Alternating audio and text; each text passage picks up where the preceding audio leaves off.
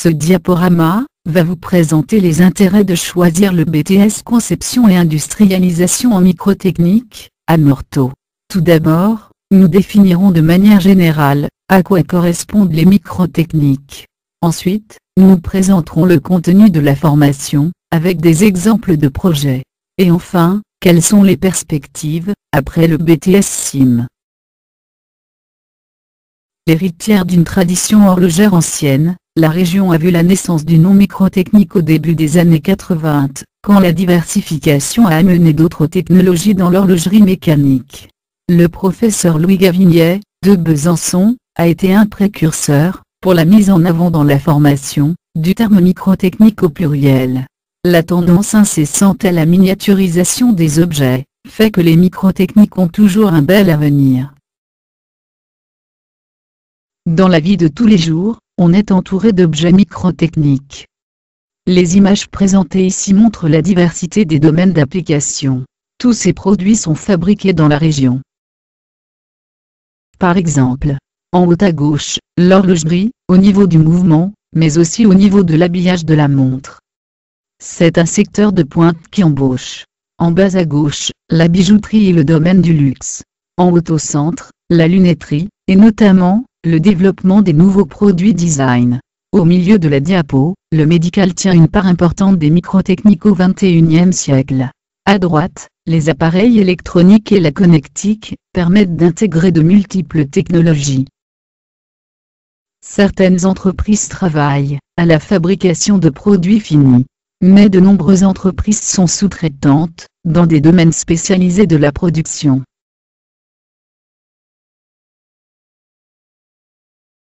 Les techniques utilisées sont, pour la plupart, classiques.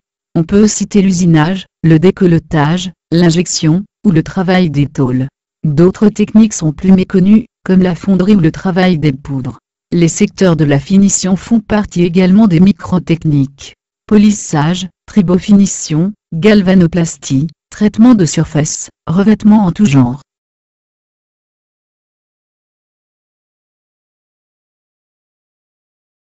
On retrouve ici quelques noms prestigieux de marques, ou d'entreprises travaillant dans le domaine des microtechniques, principalement dans l'horlogerie, mais aussi dans la lunetterie, le médical ou l'appareillage.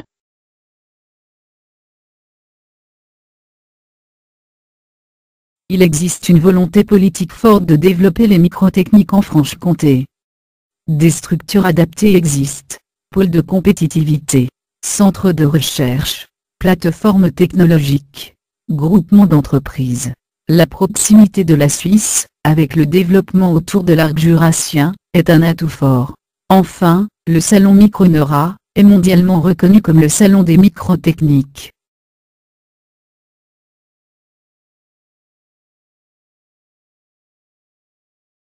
Patience, dextérité, soin, rigueur, finesse, précision, habileté. Voici quelques qualités qu'il faut développer pour travailler dans le domaine des microtechniques.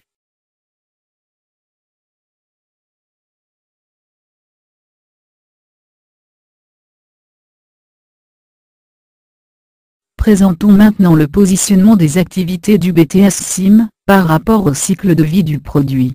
Le BTS SIM se place en amont de ce cycle de vie. Il a en charge de concevoir le produit industriel, en intégrant directement les procédés d'obtention des pièces, et leurs contraintes.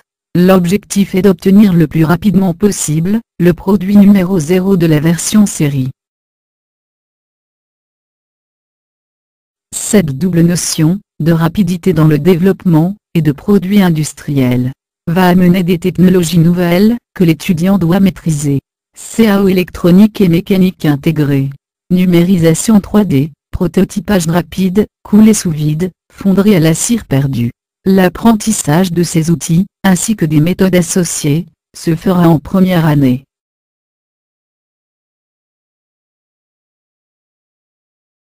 Le mini-projet de première année permet l'apprentissage des outils et des méthodes, en s'appuyant sur un produit concret. Ici, l'exemple d'un thermomètre pour mesurer la température de l'eau du bain. Partant d'un cahier des charges imposé, chaque étudiant arrive en fin de projet avec son produit personnalisé, assemblé, et fonctionnel.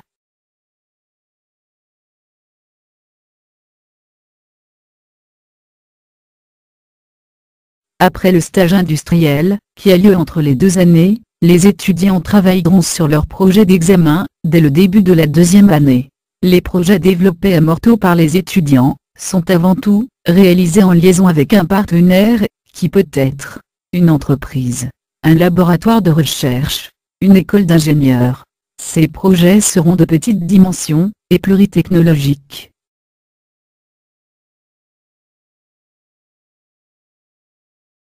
Découvrons maintenant quelques projets, développés en 2010 par des groupes de 3 étudiants. Le premier projet présenté ici, a été réalisé pour une entreprise spécialisée dans la microrobotique. Le travail des étudiants a consisté à intégrer dans un boîtier, les différents composants relatifs à la micropince. 3 situations de vie ont été prises en compte pour la conception du boîtier: stockage, fonctionnement, et maintenance. Ce produit a été présenté sur le stand de l'entreprise au salon Micronora 2010.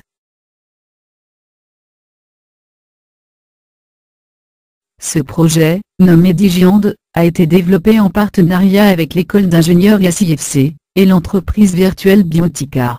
Il a consisté à concevoir et réaliser une prothèse de doigt à bas coût, mue par une seule motorisation. Ce produit est destiné à équiper les personnes amputées de la main, notamment dans les pays émergents.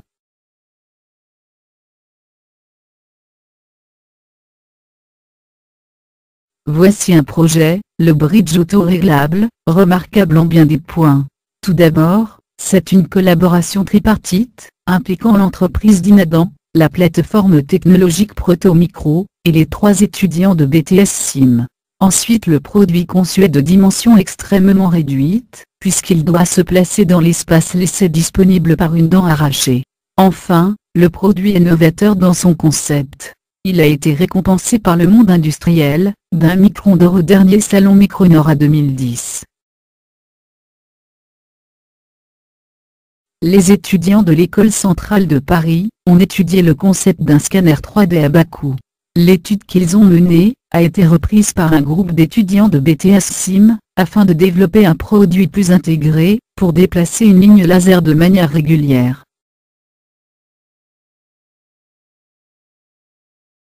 Passons à quelques projets développés en 2011. 2 projets sont couverts par des accords de confidentialité avec les partenaires.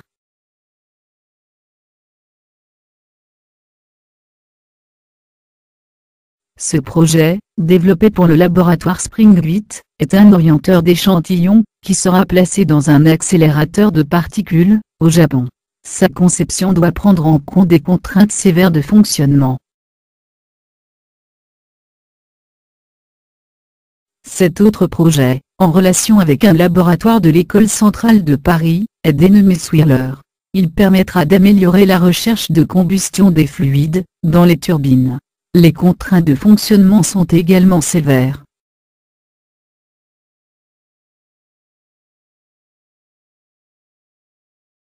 Pour faire suite à l'étude menée en 2010, sur un bridge autoréglable, l'entreprise Dinadan nous demande de concevoir un nouveau concept, à utiliser lors de l'arrachage de plusieurs dents contiguës. Cette étude doit permettre également de standardiser des pièces, avec un autre produit distribué par l'entreprise, afin de diminuer les coûts.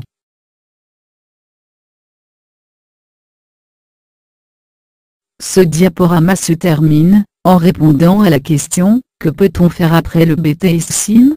Tout d'abord, beaucoup d'étudiants choisissent de rentrer dans la vie active. Les statistiques montrent, qu'ils trouvent tous très rapidement, un travail dans les microtechniques. Pour ceux qui souhaitent poursuivre leurs études en licence professionnelle, nous avons des partenariats avec l'Université de Franche-Comté, et avec Tetras, à Annecy.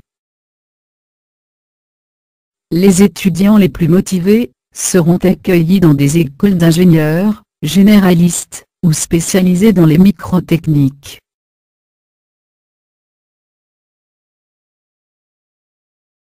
En conclusion, choisir le BTS SIM, à Morteau, c'est s'assurer un bel avenir. Pour plus de renseignements, btsim@lycée-morteau.com